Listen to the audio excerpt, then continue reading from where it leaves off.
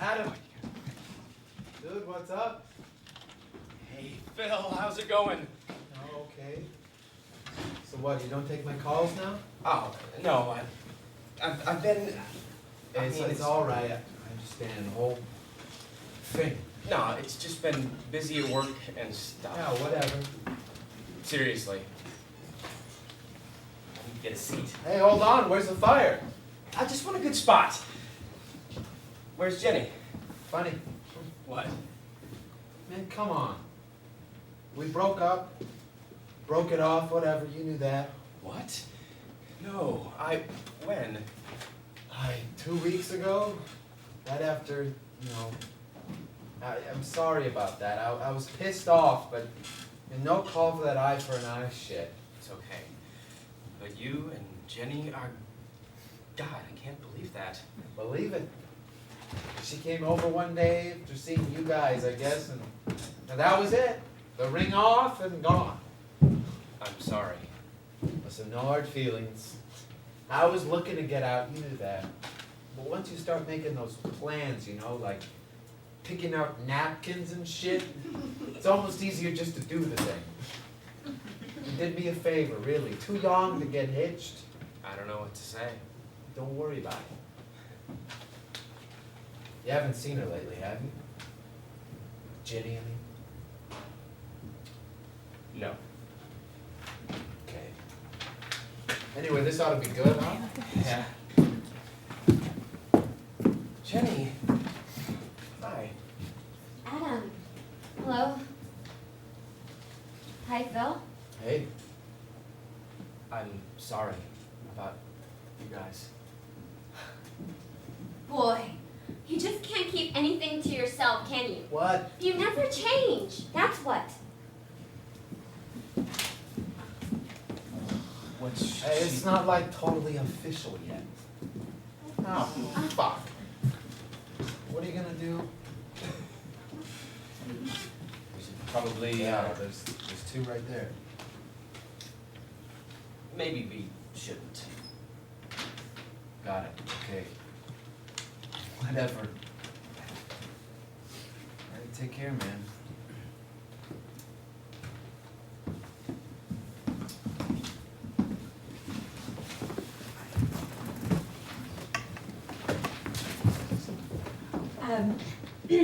Good evening.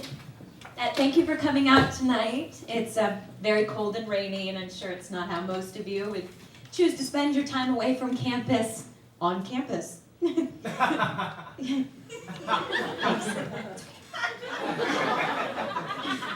I promise to make this presentation as quick and painless as possible for some of you at least, and get you guys back home as swiftly as I can. Now, the accompanying visual portion of this graduate thesis project is currently under review, but will hopefully be available in the exhibition gallery down the hall for your perusal next week. So if you guys don't stay tonight for punch and cookies, please come back and take a look at your convenience. Okay? That was the boring stuff. Okay. My task here tonight is to unveil my semester's work, explain it, and then smile, shake hands, leaving a few of you to examine it, grade it, etc. In essence, be at your mercy, which is fine, since I realize my entire academic life, I have been at someone's mercy, which reaches back to when I was 5, so be it. That's the system, and one person can't change it, right? But perhaps they can make you question that system and your values just a little bit. Thus, my rather dramatic presentation at this time. I almost forgot, and this is fairly personal. Okay, I probably shouldn't even do this, but it really is the capper to my time here at Clarkson, so please indulge me. I was given an engagement ring 2 days ago, and I haven't answered the guy yet, so I wanted to do it this evening. Here goes. This is a beautiful ring, an amazing stone. amazing gesture on your part for many reasons. And by the time I'm through here, I promise you'll have your answer. Thank you.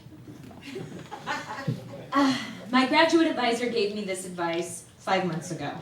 Strive to make art, but change the world. Now, those pretty wise words, I thought at the time, and so being a good little student, that's what I set out to do. I mean, as you know, every journey begins with a single step. Boy, the coffee cup slogans are coming hard and fast tonight, huh?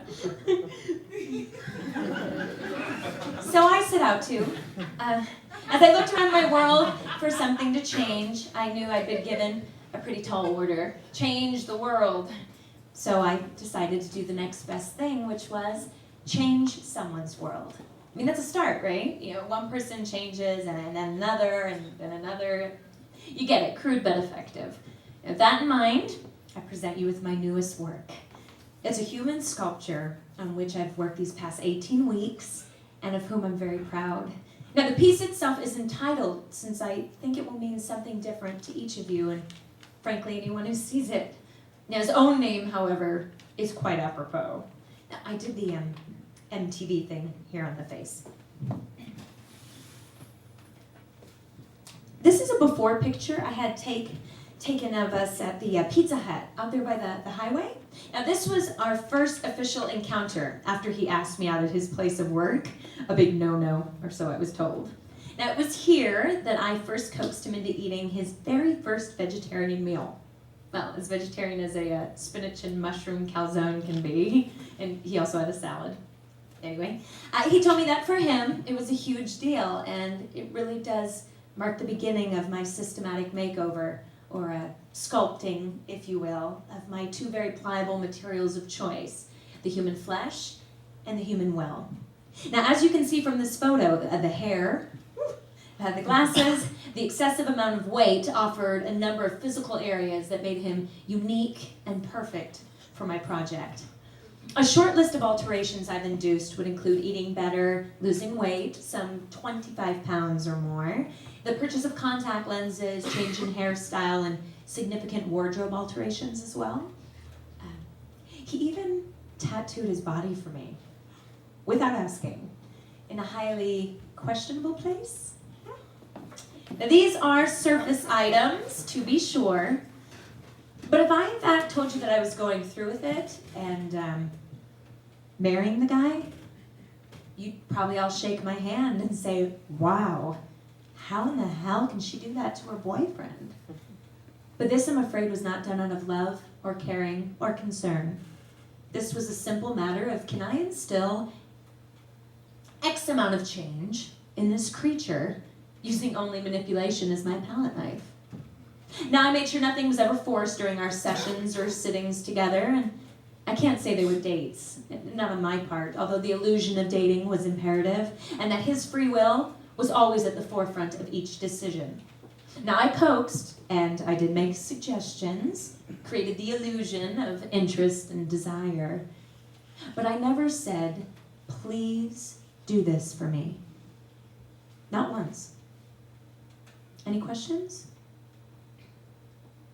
You may be asking yourself, well, did she at least tell him? No, of course not. Not until tonight. Or he really wouldn't be a piece of art. He'd be a jilted lover, or a spurned fiancé, etc. But he is more than that. He's my creation. Okay, now, it'll be easy for many of you here to condemn my actions as harsh or inhumane as you walk or drive home tonight. But how many of you here can say they've never looked at their significant other and or a business associate and said, they're perfect, oh, they're great, except for just one thing?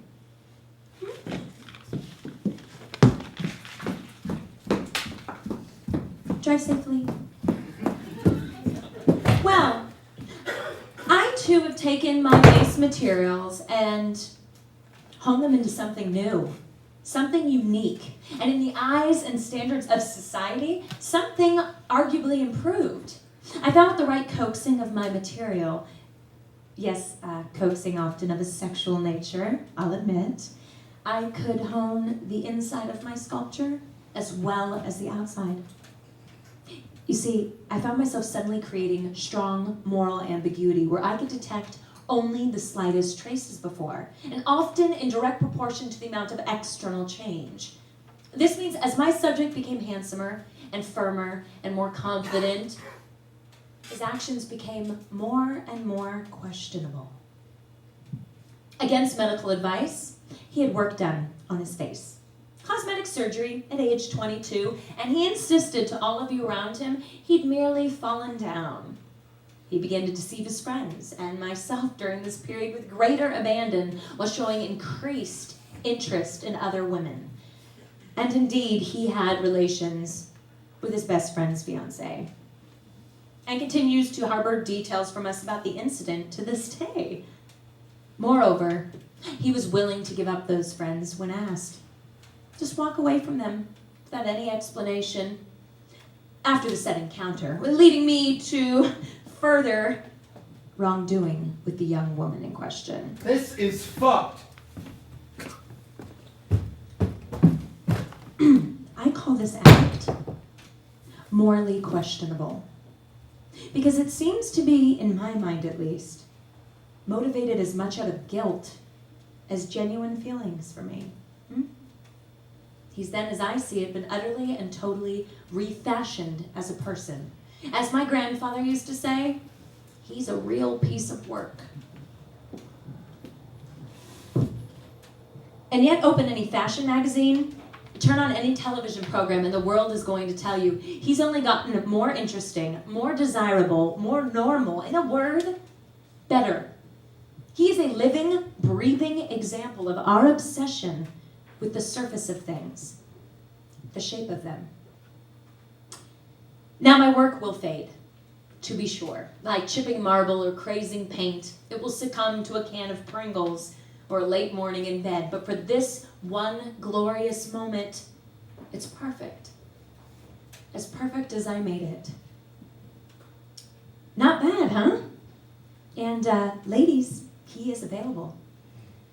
This was a startling and unexpected gesture, but obviously I can't accept. You may examine the stone in the setting further when it's placed in the exhibit. As for me, I have no feelings of regret or remorse for my actions, my manufactured emotions, none of it.